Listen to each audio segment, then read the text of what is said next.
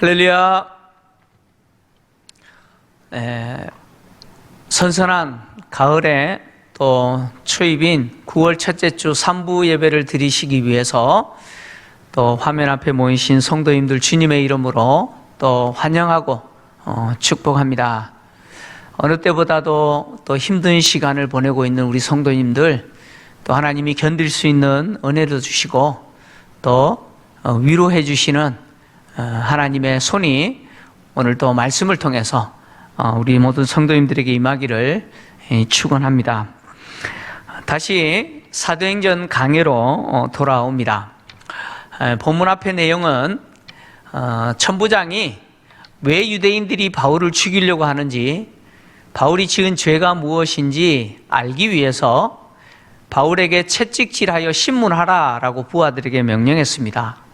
그러나 바울은 채찍질 당하기 전에 가죽으로 묶일 때에 자기가 로마 사람임을 드러냈습니다. 로마 시민권자라는 사실을 드러낸 것이죠.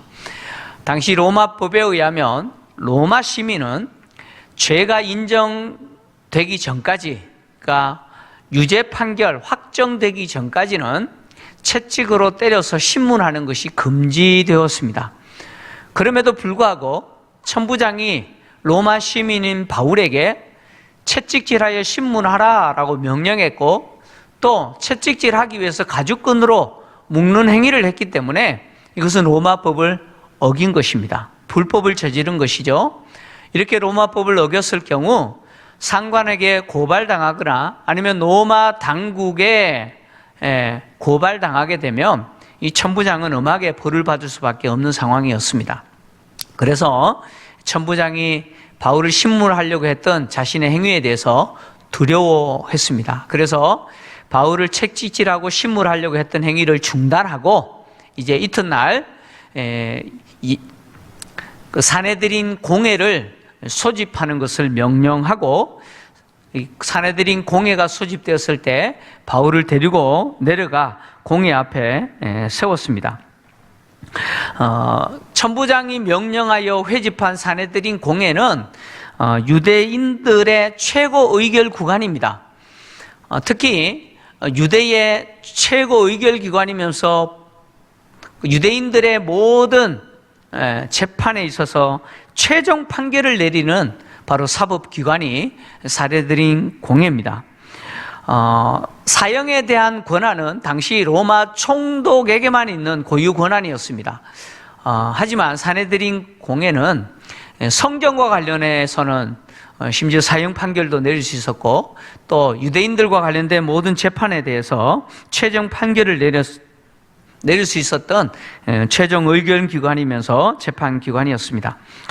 이 사내들인 공회를 로마 총독이 소집할 수 있는 권한이 있었습니다.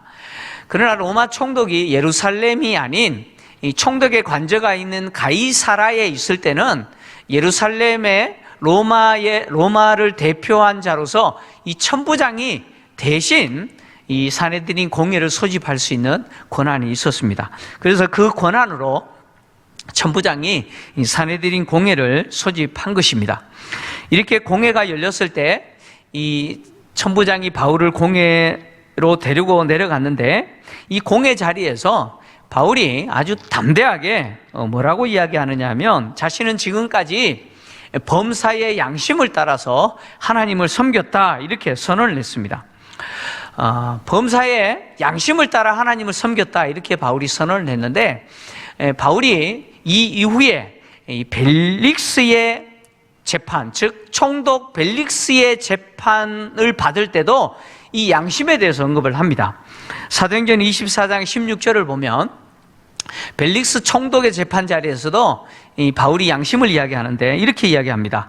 이것으로 말미암아 나도 하나님과 사람에 대하여 항상 양심에 거리낌이 없기를 힘쓰나이다.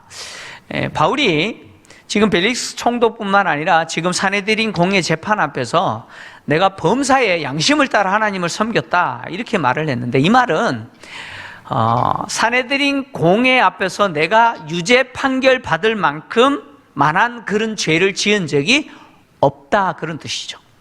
그러니까 사내들인 공의의 재판을 받을 만한 죄를 지은 적이 없다. 자신의 무죄를 이렇게 주장한 것입니다. 바울은 지금까지 벨릭스 앞에서 이야기했던 것처럼 하나님과 사람 앞에서 양심에 거리끼는 행동을 하지 않으려고 노력했습니다. 지금 사내들인 공회 앞에서 범사의 양심을 따라서 하나님을 섬겼다, 바울이 이렇게 말했는데, 이 말의 의미는 뭐냐면 바울이 예수님을 만나기 전에도 그는 양심을 따라서 하나님을 섬겼고, 예수님을 만난 이후에도 그는 양심을 따라서 하나님을 섬겼다, 그런 뜻입니다. 바울이 예수님을 만나기 전에 스데반을 죽이는 일에 동참하고 또 그리스도인들을 박해한 것도 그가 양심을 따라 하나님을 섬긴 것입니다. 무슨 말이냐면 그가 양심에 따라서 그렇게 하는 것이 하나님께 충성하는 것이라고 생각했기 때문에 그렇게 판단하고 그렇게 한 것입니다.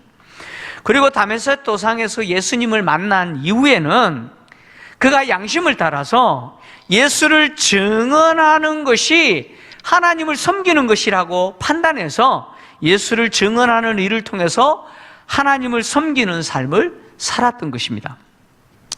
바울은 인간에게 있어서 양심이 얼마나 중요한지 잘 알고 있습니다. 그래서 로마서를 기록하면서 바울은 율법 위에 없는 사람은 율법 없이 망하고, 율법이 있는 유대인들이죠, 율법이 있는 자는 율법의 심판을 받는다라고 선언하면서 율법이 없는 자도 그들 속에 있는 양심이 증거가 되어서 결국 그 양심이 말하는 율법에 근거하여서 심판받는다라고 기록을 했습니다. 그 내용이 로마서 2장 12절에서 15절인데요 제가 좀 읽어드리겠습니다. 우리 성도님들은 화면을 좀 참고해 주시기 바랍니다. 무릇 율법 없이 범죄한 자는 또한 율법 없이 망하고, 무릇 율법이 있고 범죄한 자는 율법으로 말미암아 심판을 받으리라.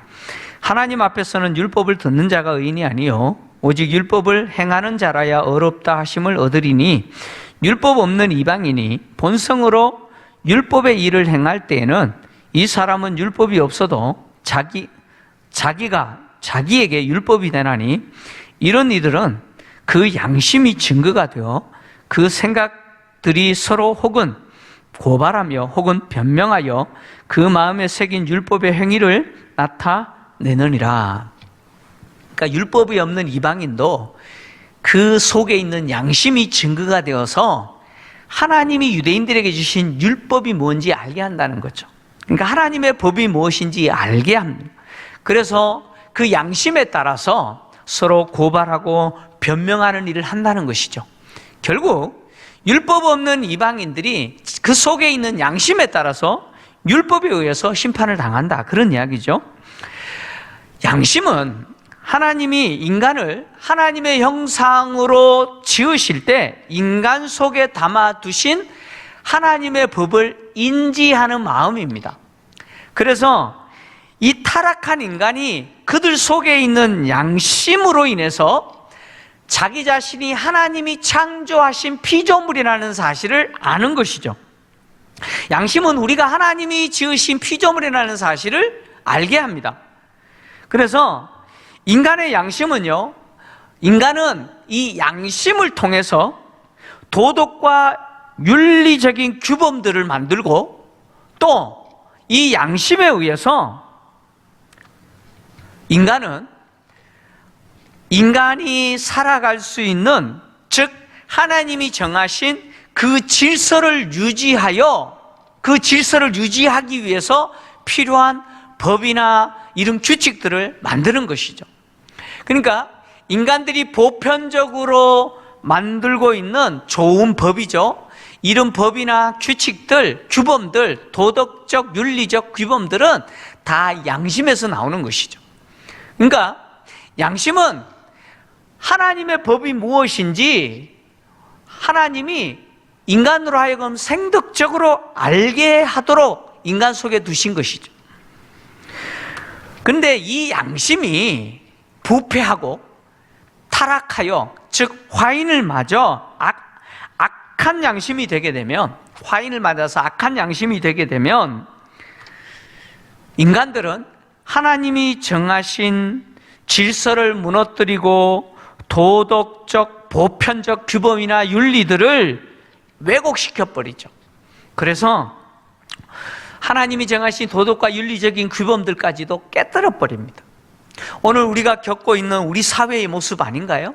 다 양심이 타락하고 양심이 비뚤어져서 벌어지는 일들입니다.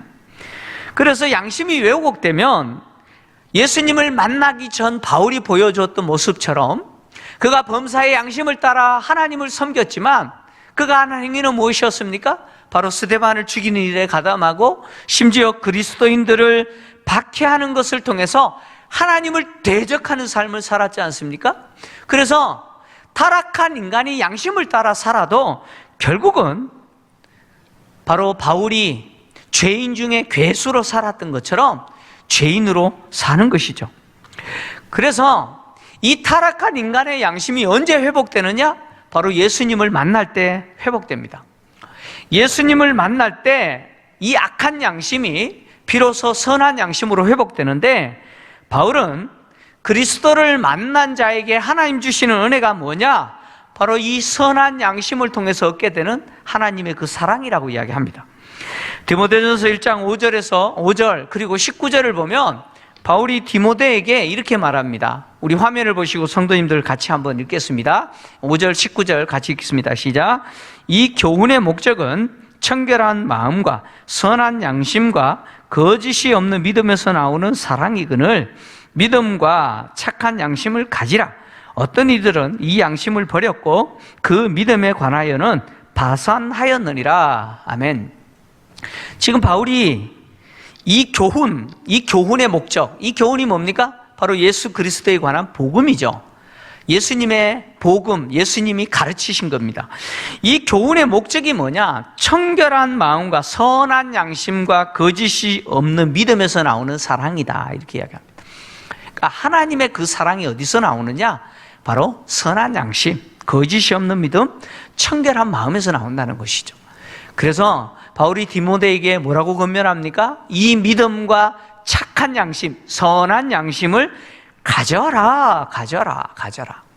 그러니까 타락한 양심을 가진 인간이 언제 그 양심이 회복되느냐? 바로 예수 그리스도를 만날 때 그 악한 양심이 선한 양심으로 회복된다는 것이죠. 그래서 바울은 디모데에게 이 믿음과 이 선한 양심, 착한 양심을 가지라고 권면한 것이죠.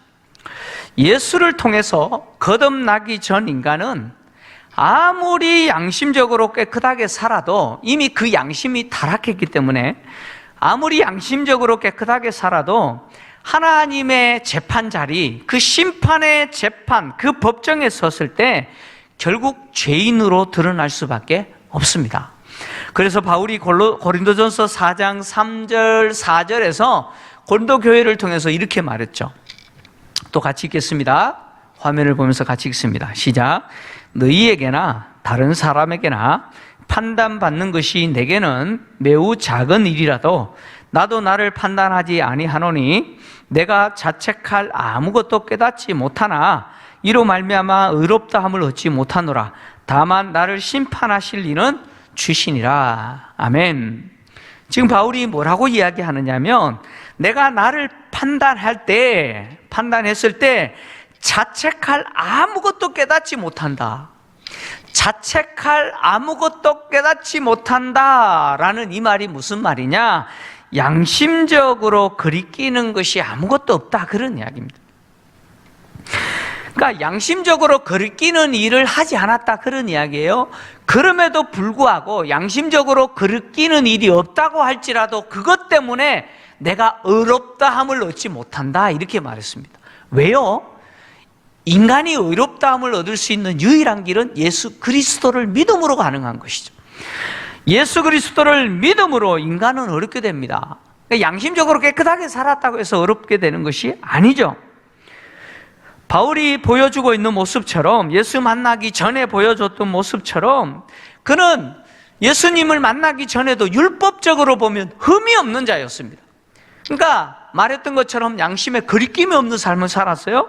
그럼에도 불구하고 그가 예수 믿는 자를 박해하고 하나님을 대적했던 죄인 중에 괴수의 삶을 살았잖아요. 결국 인간에게 필요한 것, 죄인인 인간에게 필요한 것이 바로 예수 그리스도를 믿음으로 죄 씻음 받고 의롭게 되는 은혜죠. 이렇게 되었을 때 비로소 양심이, 그 악한 양심이 선한 양심으로 회복되는 것이죠. 그래서 죄인인 인간에게 필요한 것이 바로 예수 그리스도를 만나는 것이죠. 이렇게 예수를 만나야 비로소 악한 그 양심이 회복되는 것입니다. 바울은 범사의 양심에 따라서 하나님을 섬겼다 이렇게 외쳤는데, 이 바울의 외침을 들은 대제사장 아나니아가 바울 곁에 있는 사람들에게 바울의 입을 치라라고 명령했습니다. 그러니까 입을 치라라고 하는 처벌을 판결한 것이죠. 이 바울의 입을 치라라고 판결한 이 대제사장 아나니아는 그 해에 이 사내들인 공회의 의장입니다. 의장이에요. 사내들인 공회의 의장으로서 대제사장인 이 아나니아는요, 네베데우스의 아들입니다. 네베데우스의 아들로서 그는 AD 47년에 칼키스의 헤롯 아그리파 1세의 동생입니다. 헤롯 아그리파 1세의 동생인 칼키스의 헤롯에 의해서 대제사장으로 임명이 됩니다. AD 47년에 대제사장으로 임명된 그는 AD 58년에서 또 어떤 사람은 59년이라고 이야기하는 사람도 있습니다. 대략 11년에서 12년 정도 대제사장직을 감당합니다. 근데 이 대제사장 아나니아에 대해서 이 요세푸스가, 유대 역사가였던 이 요세푸스가 이 대제사장 아나니아는 어떤 사람이냐? 매우 탐욕스러운 사람이다 이렇게 기록해 두었습니다. 요세푸스에 의하면 이 대제사장 아나니아의 종들이요, 일반 제사장들에게 돌아가야 할 11조를 가로채기도 했다 이렇게 기록하고 있습니다. 그러니까 유대인들이 하나님께 드려지는 그 11조는 레위인들과 일반 제사장들의 몫으로 돌아가야 되는데, 이 아나니아가 얼마나 탐욕스러운 자였던지 자기 종들을 시켜서 그 11조를 어떻게 했다는 거예요? 훔쳤다는 거예요. 그래서 이 아나니아라고 하는 이 대제사장이 얼마나 탐욕스러운 사람이었는지 탈무드에도 기록이 되어 있습니다. 탈무드에 이 아나니아가 얼마나 탐욕스러운 자인지 시편 24편 7절을 풍자적으로 이용하여 이 사람의 이 탐욕을 기록했는데, 이 탈무드에 이렇게 기록되어 있습니다. 화면에 제가 이 탈무드에 기록된 내용을 좀 올려놨는데, 보시면 문들아 너희 머리를 들지어다. 이것은 시편 24편 7절이 이렇게 시작해요. 자, 이 7절을 풍자적으로 이렇게 표현한 거예요. 문들아 너희 머리를 들지어다. 요하난 벤 나르바이 펜카이의 자제가 들어가도록, 그래서 신성한 희생 제물로 그의 배를 채우도록, 이렇게 탈무드에 기록되어 있는데, 제가 갈로를 쳐서 요하난이라고 하는 이름이 등장하는데, 이 요하난이라는 이름이 바로 아나니아입니다. 아나니아이고, 벤은 이 히브리어 아들이라는 뜻입니다. 그리고 또 나르바이라는 이름이 등장하는데, 이 나르바이라는 이름이 바로 네데베우스, 즉 이 아나니아의 아버지 이름입니다. 아버지 이름이 네데베우스인데, 바로 지금 뭐라고 이야기하느냐? 네데베우스의 아들 요나단 이렇게 표현하고, 그리고 펜카이, 이 펜카이라는 말은 무슨 뜻이냐면 고기 요리라는 뜻입니다. 그러니까 이 은유적으로 지금 이 아나니아의 이 탐욕을 이렇게 묘사한 거죠. 아주 탐욕스러운, 막 음식을 개걸스럽게 먹는 모습을 이렇게 표현해 주는 거죠. 이 아나니아의 탐욕을 이 펜카이라고 표현한 거예요. 고기 요리라고 표현한 겁니다. 그리고 이 펜카이의 자제, 바로 누굽니까? 바로 종들이겠죠. 예. 자제가 들어가도록, 그래서 신성한 희생제물로 그의 배를 채우도록, 그러니까 11조를 강탈했던 이 모습을 이렇게 탈무드가 비난한 것이죠. 이 대제사장 아나니아는요, 자신의 이익을 위해서라면 폭력을 행사할 뿐만 아니라 심지어 어떤 일도 했냐면 암살도 서슴지 않고 저질렀다고 합니다.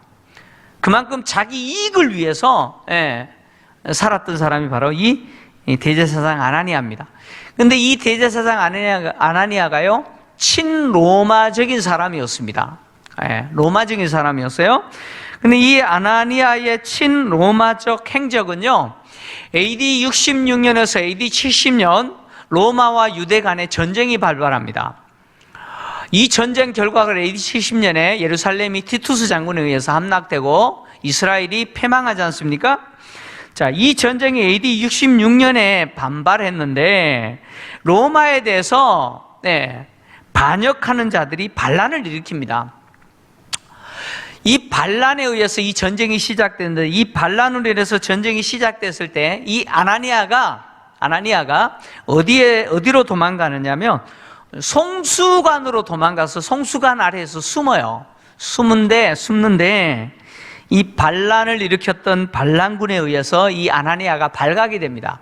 그래서 끌려가서 그의 형제인 히스기야와 함께 살해당했다, 이렇게 기록하고 있습니다. 결국 이 아나니아가 로마에 대해서 반란을 일으킨 자들에 의해서 살해를 당하게 됩니다. 결국 뒤에서 이제 바울이 아나니아에 대해서 회칠한 담이라고 말할 뿐만 아니라 하나님이 너를 치시리라 이렇게 말했던 그 저주대로 아나니아가 하나님께 저주받아 죽었지 않나, 어떤 사람은 그렇게 생각합니다.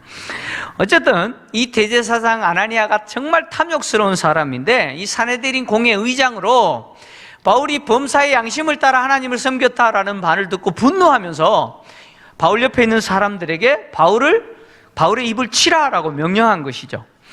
이 아나니아가 왜 이렇게 바울의 입을 치라라고 판결을 했냐면, 그의 생각에 바울이 나사렛 이단 죽은 예수가 살아났다라고 말하고, 그 예수를 믿어야 구원받고 죄사함받고 그 예수가 하나님이 세운 메시아라고 주장하면서 각처에 예수를 증언했잖아요. 그러니까 실제는 예수를 따르면서 이 재판 자리에 와서 하는 말이 범사의 양심을 따라 하나님 섬겼다라고 말을 하니까, 그 말이 하나님의 명예를 더럽힌 말로 받아들인 거예요. 그러니까 하나님의 명예를 더럽혔다라고 생각한 거예요. 그래서 그는 즉각적으로 바울 곁에 있는 사람에게 입을 치라라고, 처벌하라고 판결을 내린 것이죠. 근데 대제사장 아나니아가 바울의 입을 치라라고 판결을 내린 이 선언은요, 율법을 어긴 것입니다. 무슨 이야기냐면, 율법은 죄가 확정되기 전까지는 때리라는 처벌을 내릴 수 없도록 규정되어 있습니다. 그러니까 율법이 반드시 때릴 수 있도록 규정한 것은 그 죄가 확정되어야만 처벌할 수 있습니다. 다시 말하면 아나니아의 입장에서 바울을 치라라고 명령하려면, 바울이 내가 범사의 양심을 따라 하나님을 섬겼습니다 라고 한 그 말이 하나님의 명예를 더럽혔다라고 하는 유죄로 확정되어야만 그 처벌을 할 수 있다는 것이죠. 그래서 그 유죄로 확정되기 위해서는 어떤 과정이 필요하냐면, 신문하고 왜 그것이 하나님의 명예를 더럽히는 것인지 신문하고, 또 바울은 변론의 과정을 거쳐서 확정해야만 했습니다. 근데 대제사장이 그런 과정 다 빼버리고 바울의 말을 들은 즉시 바울의 입을 치라라고 판결해버렸기 때문에, 사실 이 대제사장의 이 판결은 율법을 어긴 것이죠. 그래서 바울이 어떻게 반응합니까? 바울은 분노하면서 이 대제사장을 향해서 이렇게 말하죠. 회칠한 담이여, 하나님이 너를 치시리로다. 내가 나를 율법대로 심판한다고 앉아서 율법을 어기고 나를 치라 하느냐, 이렇게 말한 겁니다. 그러니까 바울의 입장에서 율법 율법을 지키려고 율법대로 자기를 심판한다고 앉아가지고 지금 대제사장이 율법을 어겨버리는 거예요. 그래서 회칠한다며 라고 말하면서 하나님이 너를 치시리라 이렇게 저주까지 하죠. 바울이 대제사장 아나니아를 향하여서 회칠한다며 라고 말한 것은 아나니아가 겉과 속이 다른 사람이라는 거예요. 겉으로는 율법을 지키는 척하지만 실제는 뭐예요? 율법을 어겨버리는 거죠. 바울이 언급하고 있는 이 회칠한담이라는 표현은 어디에 등장하는 표현이냐? 에스겔서에 등장하는 표현입니다. 에스겔서에 보면 에스겔서 13장 10절에서 12절을 보면 이 회칠한담에 대한 이야기가 나옵니다. 제가 좀 읽어드립니다. 이렇게 칠 것은 그들이 내 백성을 유혹하여 평강이 없으나 평강이 있다 함이라. 어떤 사람이 담을 쌓을 때에 그들이 회칠을 하는도다. 그러므로 너는 회칠하는 자에게 이르기를 그것이 무너지리라. 폭우가 내리면 큰 우박덩이가 떨어지며 폭풍이 몰아치리니 그 담이 무너진즉 어떤 사람이 너희에게 말하기를 그것에 칠한 회가 어디 있느냐 하지 아니하겠느냐. 이게 무슨 이야기냐면 지금 담이 부실화해서 막 허물어지기 직전입니다. 그러니까 폭풍이 오는데 그래서 어떻게 하느냐? 겉에만 회칠을 칠해요. 그래서 마치 튼튼한 담인 것처럼 보여져요. 근데 폭풍이 몰아치고 심지어 큰 우박덩이까지 떨어질 때 이 담이 무너져 버리는 거예요. 그 무너져 버리면 그 회칠한 것이 어디 있느냐 이렇게 묻는다는 거예요. 다시 말하면 바울이 이 대제사장에게 이 회칠한 담이라고 이렇게 말한 것은 마치 곧 무너질 담을 겉에 회칠만 칠해가지고 마치 튼튼한 담인 것처럼 꾸미는, 속이는 것처럼 이 대제사장이 그러고 있다는 거예요. 그래서 율법을 지킨다고 그 자리에 앉아 있어서 율법을 어기는 것이죠. 예수님도 이렇게 겉과 속이 다른 외식하는 자들, 특히 서기관과 바리새인들을 향해서 책망하실 때 회칠한 무덤이라고 선언하셨잖아요. 마태복음 23장 27절을 보면 예수님께서 바리새인과 서기관들을 향하여서 화 있을지언정 외식하는 서기관들과 바리새인들이여 회칠한 무덤 같으니 겉으로는 아름답게 보이나 그 안에는 죽은 사람들의 뼈와 모든 더러운 것이 가득하도다. 결국 회칠한 담이나 회칠한 무덤이나 둘 다 겉과 속이 다른 외식하는 자에 대한 비난, 즉 책망할 때 사용하는 말이죠.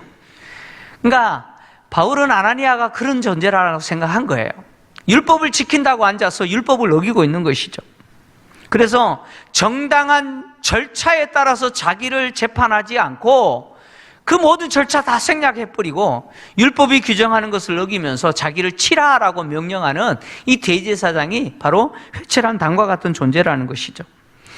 이렇게 바울이 대제사장을 향해서 회칠한 담이라고 말하고 그리고 하나님이 너를 치시리라 라고 저주했을 때 주변 사람들이 바울에 대해서 어떻게 반응했느냐? 하나님의 대제사장을 네가 욕할 수 있느냐라고 말을 합니다. 이게 무슨 이야기냐면 율법은요 재판장이나 백성의 지도자들을 모욕하거나 저주하는 것을 금지했습니다. 율법은 재판장과 백성의 지도자들을 모욕하거나 저주하는 것을 금지했습니다. 출애굽기 22장 28절을 보면 이렇게 기록하고 있습니다. 우리 성도님들 화면을 보면서 같이 함께 읽습니다. 시작. 너는 재판장을 모독하지 말며 백성의 지도자를 저주하지 말지니라. 율법은 재판장 그리고 백성의 지도자들 모독하거나 저주하지 말라 이렇게 기록하고 있어요. 그런데 바울이 어떻게 했어요? 자기 입을 치라라고 대제사장이 말하자 흥분해가지고 회칠한 담이라고 선언하면서 심지어 하나님이 너를 치시리라, 마치 우리식으로 이야기하면 하나님이 너를 심판해버리기를 원한다 뭐 이런 식이죠. 그러니까 바울이 재판장을 어떻게 한 거예요? 모독하고 저주한 거죠. 저주한 거죠. 율법이 금한 것을 바울이 한 거예요. 그래서 바울이 주변 사람이 그렇게 말하자 어떻게 반응하느냐? 아, 나는 그가 대제사장인 줄 알지 못했다. 알았으면 내가 그렇게 하지 않았겠다, 이런 것이겠죠. 예. 자기가 대제사장인 줄 알지 못했다, 바울은 이렇게 이야기합니다. 근데 바울의 이 말은요, 상당히 논란이 됩니다. 과연 바울이 자기의 입을 치라라고 판결했던 그 사람이 대제사장인 줄 몰랐을까? 그래서 바울의 이 말에 대해서 학자들이 다양하게 이야기하는데요, 어떤 학자는 이렇게 이야기합니다. 지금 모인 이 사내들인 공회가 정식적인 재판으로서 공회가 모인 게 아니라 비정식적인, 정식적인 모임이 아니라는 거죠. 그래서 대제사장이 대제사장으로서 입어야 될 그 옷을 입지 않고 있었기 때문에 바울이 몰라봤다, 이렇게 말하는 사람도 있고요. 또 어떤 사람은 바울이 육체의 가시를 갖고 있었잖아요. 그게 바로 안질이라고 알려져 있는데, 이 바울이 눈이 많이 아팠고 눈이 상당히 어두웠다고 합니다. 그러니까 바울이 눈이 어두워서 이 자기를 치라고 말한 사람이 대제사장인 줄 몰라봤다는 것이죠. 그렇게 말하는 사람도 있어요. 또 어떤 사람은 바울이 오랫동안 예루살렘을 떠나 있었잖아요. 오랫동안 예루살렘을 떠나 있었기 때문에 그 해의 대제사장이 누군지 그 얼굴을 몰랐다, 그래서 몰랐다라고 말했을 거다, 이렇게 말하는 사람도 있어요. 근데 바울이 지금 대제사장을 향하여서 회칠한다며 하나님이 너를 치시리라, 내가 율법대로 심판하려고, 나를 심판하려고 앉아서 율법을 어기냐라고 한 말을 통해서 봤을 때 바울이 대제사장이라는 사실을 알고 있었을 가능성이 많다는 것이죠. 그런데 왜 이렇게 말했느냐? 그래서 어떤 사람은 뭐라고 이야기하느냐? 율법을 지킨다고 앉아서 율법을 어기는 판결을 하고 있는 당신은 대제사장 자격이 없다. 대제사장이라면 율법을 지켜야지, 율법을 어기는 판결을 하는 당신은 대제사장 자격이 없기 때문에 바울이 이렇게 말했다, 이렇게 말하는 사람들도 있습니다. 무엇이 맞는지 몰라요. 근데 핵심은 뭐냐면, 오늘 본문에서 우리에게 보여주는 핵심은 뭐냐면, 바울이 자기가 저주한 그 사람이 대제사장이라는 사실을 알았을 때 그 순간 즉시 자기가 한 말에 대해서 취소했다는 거예요. 바울은 율법이 재판장이나 백성의 지도자들을 모욕하거나 모독하거나 저주하지 말라라고 기록한 그 구절을 바울이 언급하면서 자기가 한 행동과 말에 대해서 취소했다는 것이에요. 그래서 여기서 우리에게 중요한 것은 뭐냐면, 바울이 율법 규정을 굉장히 중요하게 여기고 그 규정에 대해서 복종하는 모습, 그 모습을 보여주고 있다는 것입니다. 이것은 바울이 대제사장이 비록 악을 행하고 불의를 행하는 자라고 할지라도 하나님이 그 사람을 대제사장으로 세웠기 때문에, 즉 대제사장인 권위자로, 재판장으로 그 사람이 그 자리에 있기 때문에 저주하지 말라라고 한 그 하나님의 말씀에 바울이 어떻게 하고 있다는 거예요? 순종하고 있다라고 하는 것입니다. 바로 바울의 이 모습이 무슨 모습이냐? 앞에서 바울이 언급했던 범사에 내가 양심을 따라 하나님을 섬겼다라고 하는 그 양심을 따라 행동하는 모습을 보여주고 있다는 것이죠. 바울이 자신의 말을 취소했다라고 할지라도 율법이 말하고 있기 때문에, 바울이 지금 율법의 그 근거를, 그 구절을 언급하면서 자기가 한 말과 행동을 취소한다고 할지라도 바울은 지금 대제사장이 의로운 자다라고 말하는 게 아닙니다. 바울은 대제사장이 지금 의를 행하는 자라고 인정하는 게 아니에요. 불의를 행하는 대제사장에 대한 판단은 누가 하시느냐? 하나님이 하십니다. 불의를 행하는 그 대제사장에 대해서 하나님이 판단하시고, 그를 누가 심판하시느냐? 하나님이 심판할 것입니다. 다만 바울은 그가 하나님이 세우신 대제사장이기 때문에 비록 그가 불의를 행한다고 할지라도 율법이 재판장을 모독하거나 저주하지 말라라고 했기 때문에 하나님의 말씀에 따라서 그에게 주어진 그 선한 양심에 따라, 회복된 그 선한 양심에 따라 하나님에게 순종하는 모습을 보여주고 있다라는 것입니다.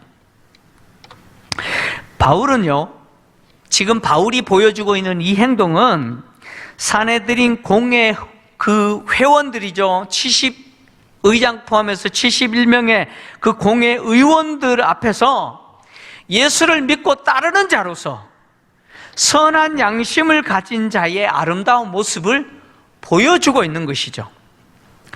만약 한번 생각해 보십시오. 바울이 계속해서 자신의 말을 취소하지 않을 뿐만 아니라 회칠한 담이여 하나님이 너를 치시리로다 저주했잖아요. 이 저주를 취소하지 않을 뿐만 아니라 계속해서 대제사장에 대해서 분노하고 흥분하면서 대항하는, 대적하는 그런 태도와 대항하는 자세를 가졌다면 여러분, 이 사내들인 공회 재판이 어떻게 진행됐을까요? 한번 상상을 해보십시오.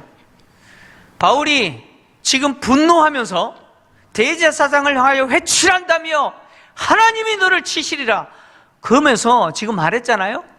이런 태도를 꺾지 않고 계속 유지하면서 그 사내들인 공회 자리에 있었다면 사내들인 공회가 바울에 대해서 어떻게 판결했겠어요? 분명히 모르긴 몰라도 사내들인 공회의 모든 의원들이 분노하면서, 바울에 대해서 분노하면서 아마 바울을 유죄 판결했을 거예요. 분명히 그랬을 겁니다. 그런데 바울이 율법에 근거한 규정을 언급하면서 자기의 말과 행동을 취소했기 때문에 사내들인 공회는요, 이제 다음 시간에 보겠습니다마는 바울에 대해서 유죄 판결을 내리지 못합니다. 못해요. 이것은 바울이 하나님이 그에게 주신 범사의 선한 양심을 따라 하나님을 섬겼다라고 말했던 것처럼 예수 그리스도를 통해서 선한 양심을 가진 자로서 그가 변화된 모습을 보여주는 것이죠. 그리스도인은 어떤 사람이냐? 그리스도인은 매사에 하나님이 그에게 회복시켜 주신 선한 양심을 따라 살아가는 자죠. 우리에게 주어진 선한 양심, 회복된 선한 양심을 따라 산다는 것은 결국 누구를 닮아가는 모습이냐? 예수 그리스도를 닮아가는 모습이죠. 그리스도인은 바울이 디모데에게 권면했던 것처럼 믿음과 착한 양심을 가져라 라고 했던 것처럼 그리스도인들은 범사에 이 믿음과 착한 양심, 선한 양심을 가지려고 노력해야 합니다. 그래서 같은 성도와의 관계든 나에게 불의를 행하는 세상과의 관계든 우리는 항상 선한 양심을 따라 말을 하고 행동해야 합니다. 이것이 바로 예수님이 사내들인 공회의 재판 자리에서 보여주신 모습입니다. 예수님이 가야바와 안나스 대제사장이 진행했던 그 사내들인 공회 재판 자리에서 예수님은 분노하거나 그들에 대해서 대적하거나 하지 않았습니다. 예수님은 이 재판을 통해서 십자가를 지는 것이 하나님의 뜻이었기 때문에 묵묵히 그 재판에 임하는 모습을 보여줍니다. 바로 이것이 선한 양심을 가진 그리스도인이 예수님을 본받아야 될 모습이죠. 바울이 자신의 말을 취소하고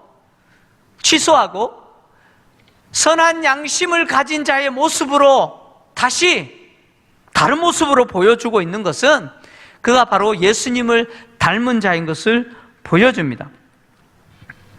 그리스도인들이 세상에 대해서 아니면 다른 성도와의 관계든 불의를 행하는 세상과의 관계든 그 세상에 대해서 악독과 성냄과 그리고 흥분하는 태도로 말을 하고 행동하는 것은 선한 양심을 따라 말을 하고 행동하는 것이 아니죠. 그래서 바울이 에베소서 4장 31절을 통해서 에베소 교회 성도들을 향하여 이렇게 권면했습니다. 모든 악독과 노함과 분냄과 떠드는 것과 비방하는 것을 모든 악의와 함께 버리라. 왜요? 우리 안에 회복된 선한 양심을 따라 말을 하고 행동하는 것이 아니기 때문에, 예수를 닮아가는 성도의 모습이 아니기 때문에요. 골로새서 3장 8절을 통해서 바울은 골로새 교회 성도들을 향해서 똑같이 이렇게 이야기합니다. 우리가 벗어버려야 될 것이 뭐냐? 분함과 노여움과 악의와 비방과 너희 입에 부끄러운 말을 벗어버려라. 우리가 벗어버려야 될 게 뭐예요? 분함, 노여움, 악의, 비방, 그리고 우리 입에 부끄러운 말이겠죠. 제가 요즘 늘 실수하고 넘어지는 것이 바로 이런 거예요. 세상이 교회에 대해서 너무 힘들게 하잖아요. 어떤 때는 막 분노가 치밀고 어떤 때는 막 흥분해요. 그래서 저도 모르게 분노하고 흥분하고 심지어 막 하나님 막 심판했으면 좋겠습니다. 그럴 정도로 막 저주가 내 입에서 나오는 그런 경우들이 저도 있어요. 그런데 이런 모습은 우리가 예수님을 닮은 자로서의 모습이 아니라는 것이. 어느 때보다 세상이 교회를 힘들게 하고 있지 않아요? 내가 그리스도인으로 살아가고 있는 것이 얼마나 힘든지 모릅니다. 정말 이 영상 예배에 참여한 성도님들 참 힘들다는 거 저도 알고 또 하나님도 알고 계십니다. 정말 하나님의 위로가 있기를 바랍니다. 이렇게 힘들게 세상에 대해서 정말 억울하고 때로는 분노할 수밖에 없는 이런 상황에 있는 우리가 세상에 대해서 어떤 모습을 보여줘야 되겠습니까? 바울이 처음 보여주었던 것처럼 분노하면서 회칠한 담이요, 하나님이 너희들을 심판해버리시기를 원한다, 뭐 이런 식으로 세상에 우리가 보여준다면 그러면 세상이 우리에 대해서 어떻게 생각하겠습니까? 과연 그것이 세상에 대해서 그리스도인들과 교회가 보여주기를 원하는 모습일까요? 주님이 원하시는 모습일까요? 결코 아니라고 생각합니다. 세상이 우리에 대해서 아무리 악을 행하고 그리고 우리가 그런 세상 속에서 어쩌면 참 견딜 수 없는 모욕과 수치와 그리고 억울함을 당하는 그런 삶을 산다고 할지라도 우리가 세상에 대해서 보여주어야 될, 세상에 대해서 해야 될 말은 바로 선한 양심을 따라서 말을 하고 행동하는 것이어야 하겠습니다. 왜냐? 그것이 예수님이 보여주신 모습이기 때문에 그렇습니다. 주님은 오른밤을 치는 자에게 왼밤도 돌려대라고 했지 않습니까? 그리고 실제로 예수님은 십자가에 못 박아 죽이라고 외치는 군중을 향해서, 그리고 불의한 재판을 행하는 사례들인 공회 앞에서도 예수님은 분노하지 않으시고 흥분하지 않으셨어요. 우리가 예수를 만난 사람으로서, 정말 예수님을 닮아가는 사람으로서, 예수님을 따르는 자로서 성도라면, 교회라면 세상에 대해서 분노하기보다는, 저주하고 흥분하기보다는 이제는 우리 속에 하나님이 주시는 선한 양심과 그 양심에 따라 말을 하고 행동하는 것이 필요하리라고 생각합니다. 그때에 코로나가 다 끝났을 때 세상은 교회를 볼 것입니다. 그때에 세상은 선한 양심대로 말을 하고 행동한 그 교회를 통해서 바로 예수 그리스도를 보게 될 겁니다.